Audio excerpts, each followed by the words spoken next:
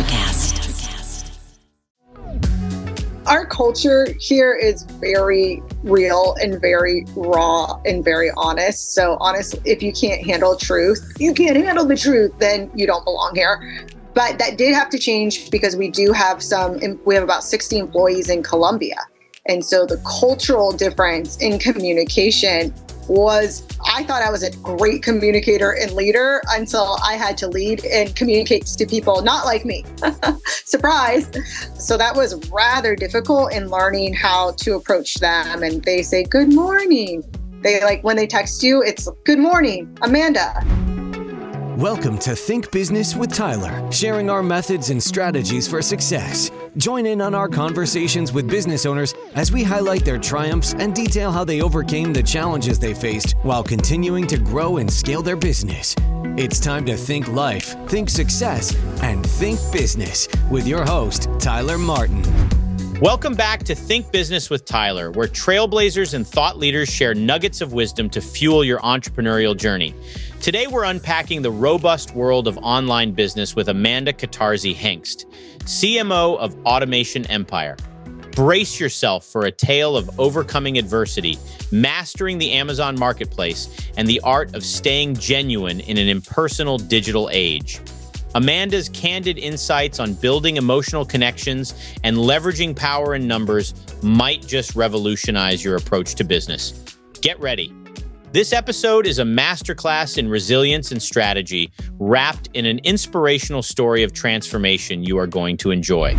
Hey, Amanda, welcome to the Think Business with Tyler podcast show. How are you doing today? I am fantastic. How are you? I'm doing really well. I'm excited to have you. I'm excited for this conversation. Before we get into some of the questions that I have for you, I'd love to know a little bit about you, what you do professionally, and then maybe if you could share a little tidbit about you personally, that would be awesome too. Sure. Yeah. I am currently the CMO of Automation Empire. So I handle all of our PR, all of our marketing, a lot of our business strategy as well. I'm also involved in operations, and then as well as operations with our sister company, Wholesale Automation, which is a licensed wholesaler and distributor. And then personal tidbit, probably I wear all of my emotions on my face. I have to get a lot of Botox to try to not offend people, particularly for that reason. So would it be safe to say your style in terms of leadership is your kind of what you see is what you get? Is that a fair? Oh, yeah. Yeah. Okay. How does that so some people respond really well to that. And then some people are like, I can't really hang with that. I don't want to hear the reality of it. Do you find that happens sometimes? How do you deal with that? Just curious. Our culture here is very real and very raw and very honest. So honestly, if you can't handle truth, you can't handle the truth, then you don't belong here. But that did have to change because we have about 60 employees in Colombia. And so the cultural difference in communication I thought I was a great communicator and leader until I had to lead and communicate to people not like me. Surprise. Yeah. So that was rather difficult in learning how to approach them. And they say, good morning. When they text you, it's good morning, Amanda. How are you? And I'm like, what do you want? And spit it out. But learning to communicate and meet them halfway, that's been an interesting adjustment to my leadership style for sure. Yeah. So CMO, for the folks in the audience, tell us what's a day in the life of a CMO? What do they do? What's your, highest priorities typically, without divulging anything confidential, of course? Yeah, I kind of laugh because we're just so unconventional in the way we are here. So I'm like, well, I'm sure there is a set list of normal things for a chief marketing officer to do, but there's probably not mine. That being said, main priorities are making sure that the company is facing forward and that people are viewing us how we are wanting to be viewed, right? So there's a difference between your brand and then there's a difference between marketing. And the brand is what people believe you to be. The brand is how people explain who you are when you're not in the room. And then marketing is supposed to reinforce those. So it's my goal to make sure that's all very open, honest, straightforward, kind of like how I am. It's what you see is what you get, is how we operate as a company and how our marketing is doing that. So, making sure all the social media is on board, making sure we've got ads scheduled out, making sure we've storyboarded all that, scripts are written, we have all the equipment we need, that it's all scheduled out. A lot of scheduling, a lot of management. I miss the creating part. Yeah. For a small business, so let's say somewhere between $1 to $20 million in annual revenue, at what point should branding become equally as important as marketing? Is it from day one, or is there some mix where it changes? What are your thoughts around that? 100% day one. Okay. People are it's a first impression. You are the business. And when you're starting out initially as an entrepreneur, you are the business, and that trust needs to be built immediately. And then as you grow as a company, you grow into something much bigger, an empire, you're having to make sure that the human element is still there, because you can get so corporate that it feels untouchable, or it's like a doctor's office. And nobody wants to do business where they don't have an emotional connection. All sales is energy. Money is energy. We are emotional creatures. So we have to be able to inspire positive emotions, especially for high ticket sales, if we want to keep reoccurring clients and people to feel good about doing business with us. What do you think? Like, do you ever, you're searching around the web, or you're looking at companies and you go, oh my God, I can't believe they're doing that. Or, oh my God, why are they presenting themselves that way? Do you have like a top 3 things that you see companies often do that aren't in their best interest? Yeah, if they're disingenuous, if they take themselves way too seriously. Again, it's that stoicism that is just not, people say all the time, oh, it's not personal, it's business. Business and entrepreneurship, dealing with money, sales is the most personal things you could ever do. The most emotional things you ever do. And companies, large companies, forget that all the time. So the companies that are selling, again, are creating that human connection. And I think if people are taking themselves too seriously, if they're not touchable, or they're disingenuous, or it feels fake, everybody has that meter in them. We know when we go to a car sales lot, when the used car salesman's trying to sell us and it feels icky. We all know how that feels. People know that with brands as well. So that trust element and that human element. And when I don't see that displayed, it's like, oh, you are totally missing out on millions of dollars. Wow, that's huge. So like I always do, I kind of jump ahead and then I've got to backpedal a little bit. I want to learn a little bit about you too, because you have a fascinating story, and you've dealt with a lot of hardships and challenges that most people had never had to deal with. And it's I think it's amazing where you are today to some challenges that you faced early on. So the first one that I know a little bit about you is you were actually raised in a cult. Is that correct? Yes, sir. Super fun time. Yeah. I mean, when you say cult, like, could you kind of paint me a picture? What was that like? What was life like being raised in a cult? Sure. And I'm grateful for every negative experience to me, because it's given me an incredible skill set. So that's how I make it worth something. You always find the good in it. So my parents are incredible human beings. They're Italian gypsies that met in the circus. So we're a circus family. That's how we got to America. And they wanted a completely different lifestyle for their kids. So they found God, and they wanted a lifestyle that wasn't that gypsy rock and roll lifestyle. And at that time, homeschooling was not cool. There was no curriculum. I'm 34 years old. So back when they're having us, there was really no curriculum and no guidelines for it. This organization offered a study plan. They offered the curriculum for homeschooling. So my parents were like, cool, this is how we're supposed to raise godly children. And they're giving us a curriculum. So it was a great win for them. It was an absolute layup. What it did was teach me to not have emotion. And it was a very subservient kind of thing. So if you know what Amish or Mennonite people are, it's very similar to that, but to a very big extreme. So it's like that meets, well, not Mormonism. What's the one with where they have multiple wives? This one. I think it is. Okay. Well, yeah, it's like that meets that, because the culture for the women is really subservient. I was raised to be a baby maker. I was raised to, education wasn't huge for me, as far as like I need to learn fractions so I can cook, essentially. But what it gave me the opportunity to do is I started writing at a very young age. I started journaling. because it wasn't appropriate for me to express emotion forward facing. I had to figure out how to channel my emotions into words. And so it gave me the gift of being able to practice being a writer from a very early age. So it's interesting because it sounds like it was an environment where you were being taught to be very subservient. Mm-hmm. And yet, knowing you very few minutes right now, like that's the exact opposite of how I envision you as a person now. Is that a conscious choice, or how do you like break out of that mold? Yeah, it didn't really work out for me. It was a rough time, let's be honest. I'm an Italian, very outgoing female. But it took me a long time to come back to who I truly was. I was very good at acting and playing a role. After we kind of worked our way out of the cult, and a lot of it was my fault, to kind of get us kicked out. And actually, there's a Netflix documentary about it. It's called Shiny Happy People. If anybody wants to learn more about ATI.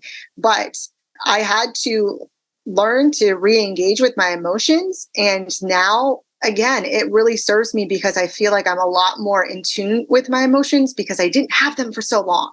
And I'm a lot more aware of how I position and present myself because I wasn't allowed to for so long. I have this funny vision in my head or picture in my head, like the leader of the cult comes up to you and goes, Amanda, unfortunately, you have too many opinions. We're going to have to let you out of this cult. Yeah, no, it was more like you're shaming us and we've tried to break you and there's no breaking you. So get out. Wow. That's an interesting ending. It's good. It's probably good it played out. They did you a favor. Let's put it that way. Oh, yeah. I'm not mad. Now you've had another challenge, which, it's interesting, and I appreciate you being so open to sharing this stuff.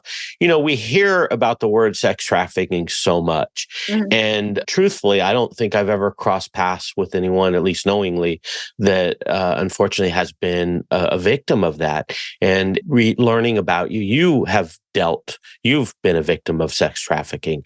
Could you kind of take me through that story? How does that happen? Is there any takeaways in terms of what people could do to avoid that happening? Is where my questions would be at.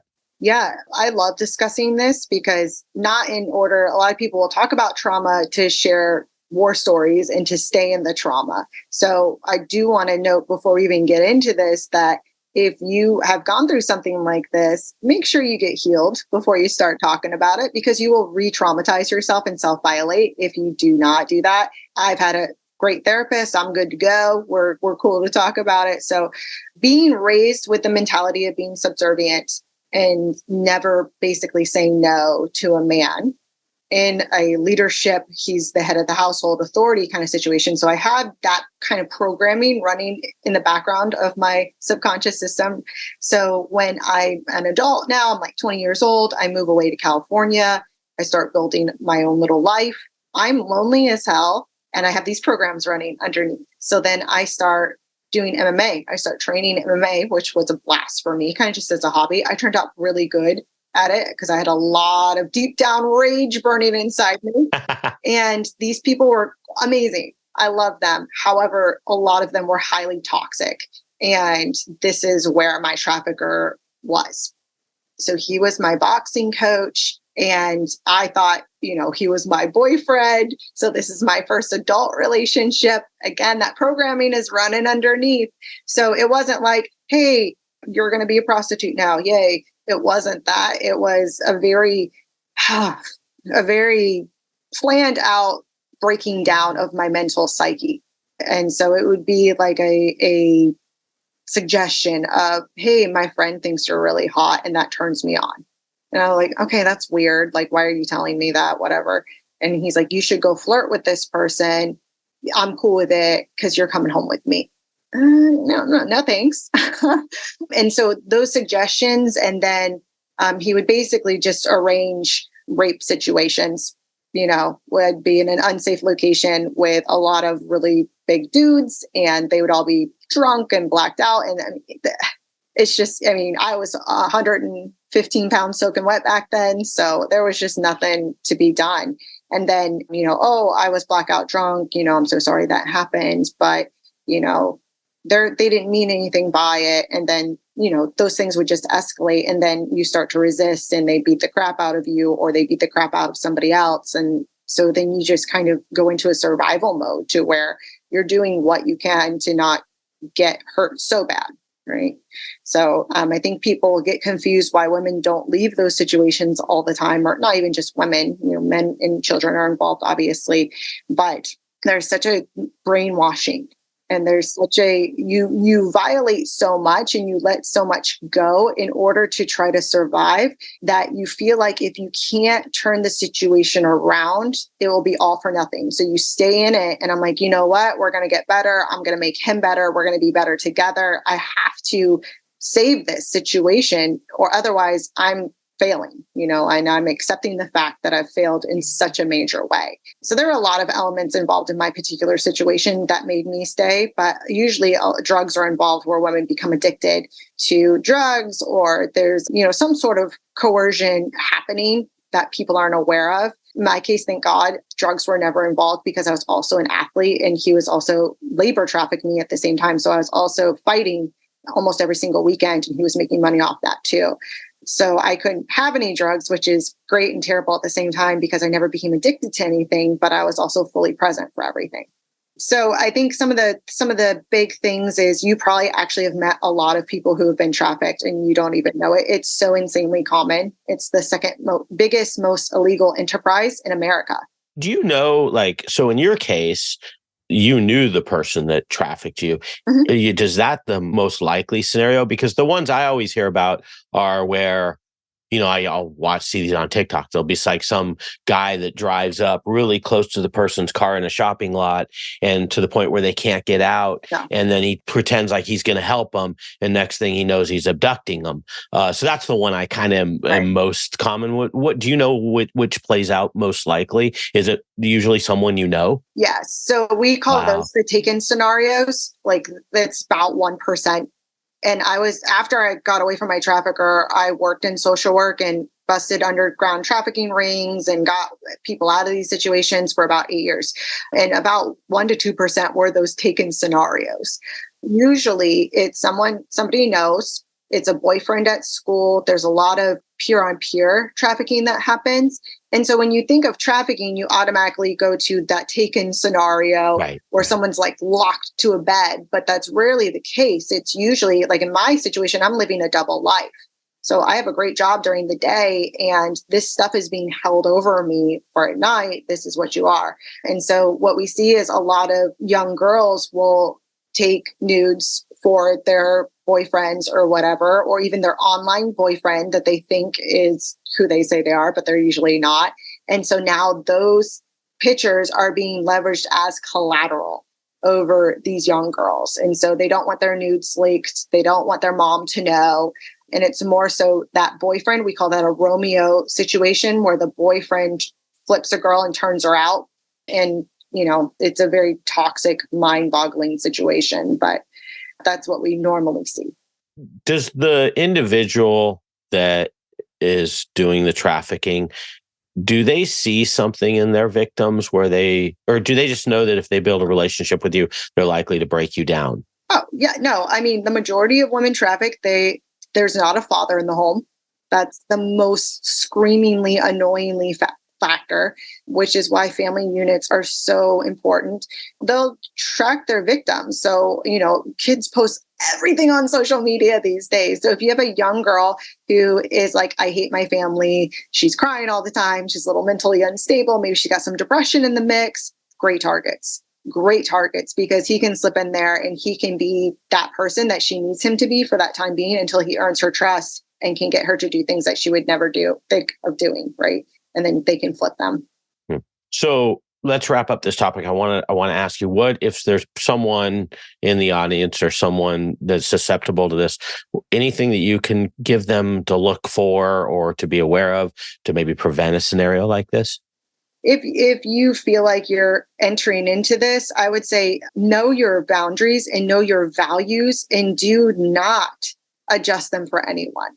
Like if you have certain non-negotiables in your sex life, in your dating life, do not adjust them for anyone because that is a slippery, slippery slope. And parents, have your kids establish those boundaries. Have a conversation with them about what the kids want as their boundaries, because this is happening to 7-year-olds. Have that conversation early. and say, hey, what do you want? Like, you see mom and dad and how we operate. Like, what do you want in a relationship? And don't try to be like, you're going to have these boundaries. They have to own them. They have to know what they are and write them out. So I think the kid knowing that they have that power in and of themselves to communicate what they want, that is super important. Okay, that's great feedback. Hey, so I want to shift gears now. That was a very deep topic to a little bit lighter topic. Your company works around Amazon stores and you help investors. I believe it's investors, so feel free to correct me. But people come in and they want to have a store, and so they invest in. Can you kind of take me through what you do? And I'd love to talk with you about like who would be ideal for that, where does that fit in, and just kind of bring that conversation through. Yeah. So let me ask you a question. Have you ever shopped at Publix or Walmart? Yes, I have. How many times do you like go there a week? A week? Well, I haven't probably been to one in years. I mean, I'm honest answer. I try to avoid stores with a passion. So I'll DoorDash or I'll bribe my wife if I have to. But if I can avoid going into a store, I try hard. I just don't really enjoy the experience. Perfect. And so you use DoorDash, you use apps like that out of what? Convenience? Instacart, DoorDash. Yeah, just as long as, I have to be, the fees sometimes get a little crazy. Like Instacart, actually, I found out they mark up your groceries. I didn't know this. So now I'm a little more aware. So yeah, generally like Hungry Root is where I get a lot of my groceries online service. So anything that I can kind of avoid at stores, I generally try to. Nice. Imagine if those fees that were marking up on those groceries, if those were going to your wallet and to your bank as a profit. Yeah, that'd be nice. That's literally what we do for people with Amazon. So people are already shopping on Amazon. Prime is already a part of our culture, right? There's jokes, there's memes about the Amazon boxes showing up on your front door, on your front porch.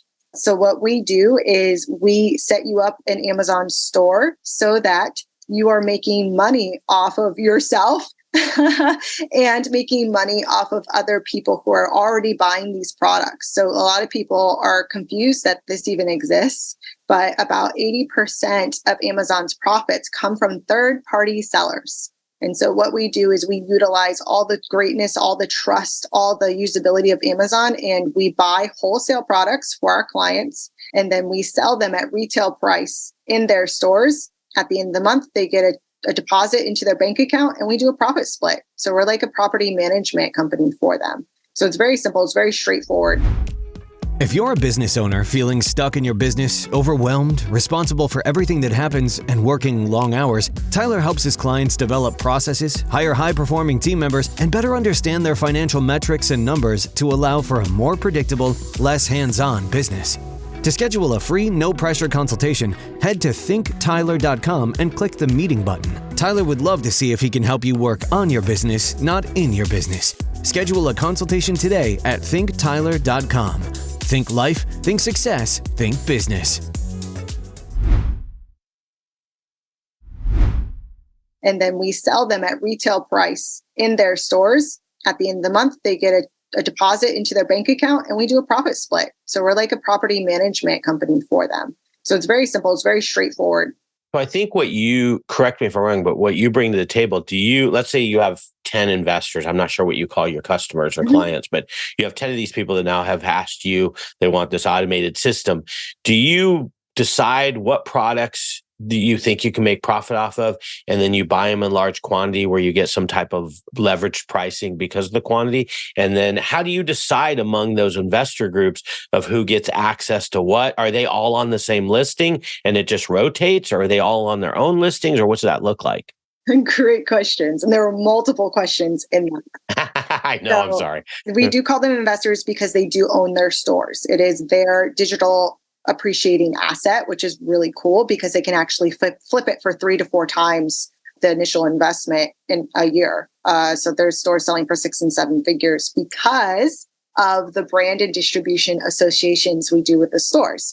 So yes, you are correct. They come in and we have so much data that goes into choosing products, but we're choosing products that have anywhere from a 20 to 60, 80% profit margin on it. We have lots of systems that we use to determine that. We want to make sure that the product's selling through. There's a lot of data that goes into that as well. We're choosing name brand products, and we're choosing listings that we don't have to do any sort of PPC. We don't have to pay for any sort of marketing. Nobody has to do any marketing. It's Amazon. People are already programmed to go there. It's just absolutely foolproof.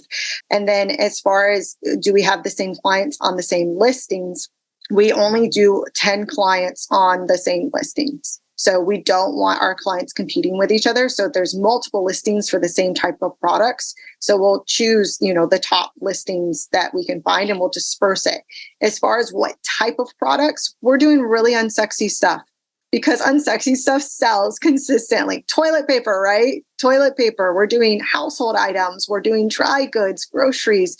And then there are certain areas that you can graduate into. So Amazon knows that it takes a lot of really great relationships in order to sell in the toy, the pet, the baby industries. It takes a lot of relationships. And actually what you see here hanging in the back are letters of authorization directly from brands. So that's your Willy Wonka golden ticket. If you can get a brand to say, yep, we trust you, you are selling for us. You are selling our product and we approve that you can sell our product. They're nearly impossible to get. And I've got 3, which I'm very proud of. So let's see. So we've got the listing. We talked about how we choose what products to buy. And right now, honestly, we are buying as much as possible. So what we do is we track the investor capital that they bring in for inventory. Everyone's got their own little credits, if you will, on their store for that in our systems. We pool that money together to have buying power. So then we can go to Nestle, we can go to Hasbro and say, hey, I've got, $1 million to buy products. We want these, 20 products, and we want massive quantities of them, and we'll distribute them amongst the stores. Okay. So basic products that have high demand, and then you try to get some buying power in terms of buying in very large quantities. Does the wholesale agreement, though, you guys have, your investor? So your investor, it's fair to say, is pretty reliant upon you guys in terms of providing these efficiencies because of the buying power. Okay, got it. Okay. And they distributors, they won't sell to you unless you can hit these minimum order quantities, and it takes a lot to buy in with them. There are some that will be cool with $500, but usually you're looking at $10,000, $20,000, all the way up. We just did $1 million purchase with a pet industry, brand, because that's what's required. And so people will try to go off and do this on their own. And the biggest issue they all have is finding distributions. So we have Automation Empire, and that's the state recognized investment group that does the Amazon management. And then we have Wholesale Automation, which before I was the CMO, I basically ran the operations and did all the relationships with the distributions and brands. And so that Wholesale Automation is a licensed wholesaler and distributor. So we've done, and we have our own warehouse, we've done all the back end work that most people can't afford to do on their own. So when you buy in with us, that's what you're investing in. Got it. Now, does the investor never takes possession of the goods? That goes into your wholesale. Is that correct? It goes into your wholesale building. And then does the shipping actually happen? Do you guys package it up for that investor? And then you send it off to Amazon warehouse where they're keeping it on their premises? And then, or nowadays, I don't know, I think you can do the actual shipping from your own location and still be under Prime, right? Right. So that's their Seller Prime program. I forget exactly what it's called. Something like Seller Fulfilled Prime. Okay. You can do that. It is insanely difficult to stay in that zone, because Amazon has a reputation to upkeep with Prime. When you when you pay for that Prime, you expect to get that product within 2 days or whatever it is. And if you don't, you're mad at Amazon. You're not mad at whoever owns that store. You're mad at Amazon. So Amazon, there is literally no margin for error if you're doing seller fulfilled Prime. So it's very difficult to keep that. So we don't even do that. We bypass that whole, and we do fulfillment by Amazon, which is Amazon FBA. So you're exactly right. The product comes into our warehouse. Let's say you have a store, Tyler, and it's Tyler's store, so imaginary right now, but we will repackage that product with your company name on it. in our warehouse. And then, we send it to Amazon. They take it in, it goes into their system, and they do the whole Prime fulfillment. They do the whole buy box situation. So you get all the perks of being with Amazon and selling on Amazon through us and through Amazon FBA.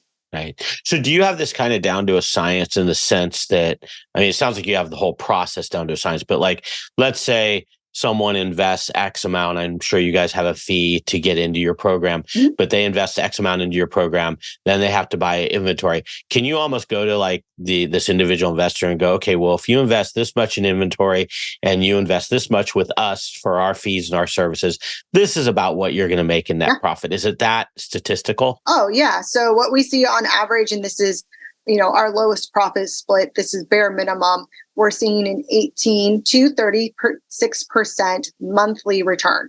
And that number, that gap is determined by how much inventory capital you can give us to work with, because the more you have to spend money to make money, and we can buy nicer, better, more products for you.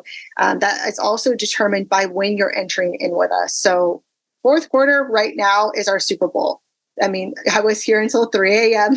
last night, right? Because this is go freaking time right now.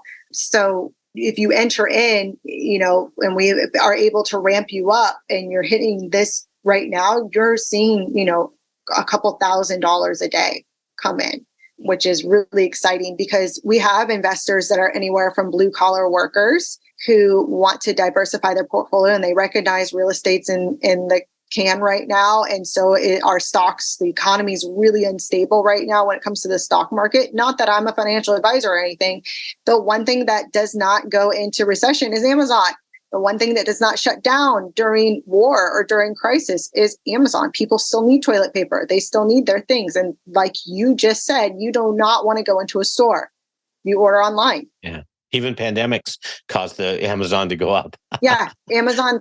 That's what everyone's like, oh, do you have a recession-proof business? Dude, I have the only recession-proof business. Yeah, I have the only recession-proof investment. And we have a money-back guarantee on all of our services. What stockbroker is going to give you a money-back guarantee? What real estate agent is going to give you a money-back guarantee? They're not. They can't. We can. That makes a lot of sense. So in terms of like, when you say, originally I was thinking, I know Q4 is Amazon's absolute best quarter because it's holidays, but I was thinking, oh, you guys are doing durable goods. What I recall, getting inventory into Amazon during Q4 could be like a nightmare because like they sit in pallets, and I've heard they like are laying out, all strewn all over the place till they catch up. So how do you, when it's durable goods, I kind of have this envision, how do you get those into their inventory to even be able to turn them over? Do you have to send them way in advance, or how does that work exactly? Yeah. So Amazon, bless their souls, they are just finicky people, but they have a cutoff date to when you can send in new inventory, specifically for fourth quarter. And so it changes a little bit every year. This year, they backed it a month up. Wow. So literally Friday is when I can get you. We're doing our last massive order. Us to hold up all of our promises, that's the last time I'll be able to get inventory for clients this year. Wow. Man, that's amazing. Because of exactly what you're saying. And we've figured out a way, which I cannot give the details because this is IP. We have figured out a way to package and position our products in such a way that Amazon only takes 2 days to process our shipments in their warehouse. So as soon as my team processes and ships them in, Amazon's putting them in, processing and shipping them within 2 days. That's a big deal. Yeah. I remember I used to be in that world a little bit more, so I would read on these forums and stuff. Yeah. And there used to be stories like, oh, my pallet's been on their deck for 3 weeks now. Yeah. And people were, they'd even like rent warehouses that were close to distribution centers so that they could build like efficiencies and how fast, like least busy distribution centers and stuff and all these different things. And it was an interesting model. I mean, there's definitely money to be made. The thing I could never figure out, truthfully, unless you're doing it in quantity, and maybe this is where you guys are doing it, it seemed like all the fees, then there's like, I remember they introduced, and I think they still have this, they charge you a storage fee for inventory if you're not turning over your inventory fast enough. So they have all these different fees. I wondered if a lot of these small individual places the sales numbers always sound good, but I always wondered, like, did that result in net profit? Like, were they just turning over cash and tying up inventory? But really, at the end of the day, if you kind of looked at it on an accrual basis, they probably weren't making that much money. Yeah, they just raised their fees too. So when I say we look for a product that has 20 to, 20, at least 20% profit margins, I'm saying after Amazon fees, after FBA fees. So we have programs that I can type in for a product how much I'm getting the product from a wholesaler, and then it'll tell me the profit margin, it'll tell me the data. Also, I'm factoring in packing supplies for my own warehouse. I'm factoring in, we have it down to the second how much it costs for us to ship product. And I mean, it took a lot of freaking work to get there, and it took a lot of money, and it took a lot of mistakes, to get there. And I'm on a lot of these Facebook groups where people are like, how did I have a 30% profit margin and now I owe Amazon money? And I'm like, oh, honey, I'm so sorry. Yeah. So we have a plan for that 100%. Like if you're doing it on your own, that's a really rough lesson to learn. But because we do have buying power, and because I can negotiate for packing supplies, and I can negotiate and make adjustments, and we own every single part of our process, we don't white label, we don't outsource any of it, we can make these quick pivots and adjustments that other companies cannot, or individuals cannot. So if I see that Amazon's raising that fee, I make adjustments in my freights. I make adjustments in our packing supplies. I might even adjust my profit split so that my client can make money, because in the long run, that's going to benefit the relationship, much better. I can make those adjustments that individuals or other companies that just won't do the work cannot make. Right. So an investor might ask you, they might say, hey, this sounds great. It sounds really cool. Why don't you guys just take the 100% and do it yourself? It's a freaking great question. Two things. One is you could have asked, the owner of McDonald's, and you could have asked the owner of Walmart the same question. Franchise model allows us to grow much quicker, faster. And again, in the long run, ultimately, makes me more money. If you help people make more money, you're going to make more money. And then the second part is that inventory. So I can go and get a loan and buy a bunch of inventory and then wait for Amazon to pay me back and put all of my eggs in one basket, in a sense. But eventually I'm going to be capped for how many credit lines I can get, how much, what if I make a mistake? Now I'm screwed. Now the whole thing falls apart. However, if I can bring in multiple investors, I have a lot more buying power. I have a lot more leverage with these companies. And again, the more people you make money, the more you'll make money. I mean, it's simple math, honestly. So why would I stop at one store when I can have 700? I love your answer, though. I also, the answer to my question too is the same thing Amazon does, really. Like they could have all their own inventory, and I know in some cases they do, but that would have stunted their growth. If they didn't have FBA stores all over behind the scenes, they would not have grown probably at the rate that they have. Yeah, no, 100%. And it hurts when people do ask that question, which they ask it often. It's a little bit short-sighted, and it shows me where you're at with your wealth mindset, financial literacy, and you're probably never made an investment if you're asking me that question. That's good stuff. Which is fine, which is totally okay. I mean, I was never taught any of this. I was never taught how to build wealth, not just make money. Literally anyone can make money. I made money as a prostitute. Literally anyone can make money. Can you build wealth? That's what we're trying to do here. I don't think I've ever had anyone on my show say I've made money as a prostitute. So that's like a first. Like that's very open and candid. I love it. Hey, so I want to wrap up this show with a couple last things here. Is there a book, a podcast, a show, something that either you're currently reading or enjoying, or something you have in the past that you could share with us? Yeah, it's kind of like my Bible, because communication, and Lord knows if you're listening to this, you're probably like, well, this girl might not be the best communicator. I am learning, so have grace with me. But my Bible that I operate off of is this book called Closer by Ron Early. I keep it literally on my desk or on my bookshelf, and I reference it constantly, because if you can learn to communicate, and it's a sales book technically, but life is all sales, right? You're always trying to get something.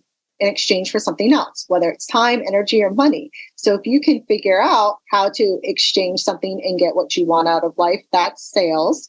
And if you can learn how to communicate, you can get whatever you want. So this is what I study. Yeah, you're so humble though. You're obviously a great communicator, and I love you. You do have that, like, you see what you get, like in terms of how you communicate. So your style's great. So Yeah.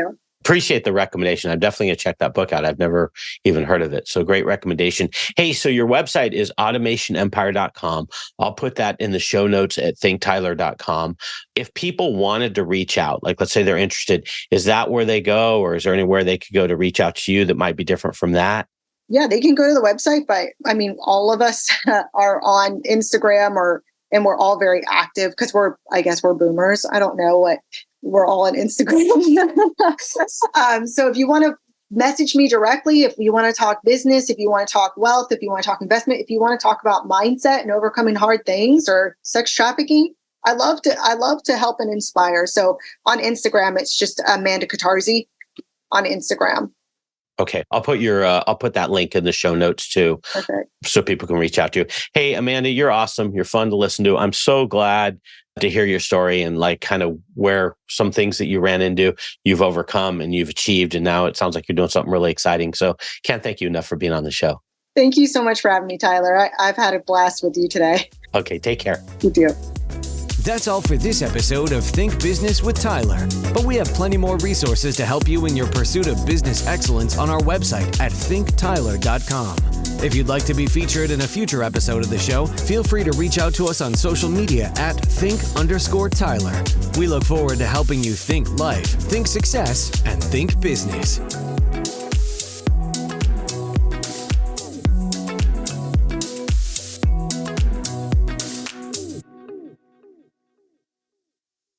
Welcome to Ringside with Ray and Prince. My name is Ray Leonard Jr. Oh, is that the set?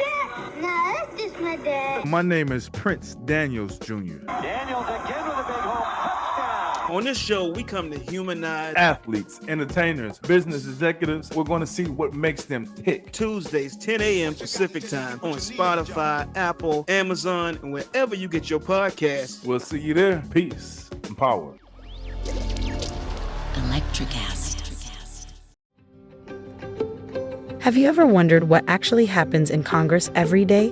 Stay informed on Capitol Hill's daily happenings with a concise, factual summary of the Senate and House of Representatives' activities from the previous session, free from bias, on the Congressional Record Daily Digest podcast. Subscribe on your favorite podcast platform and discover the process from the heart of U.S. politics. The Congressional Record Daily Digest, an Electricast production. Electricast. Electricast.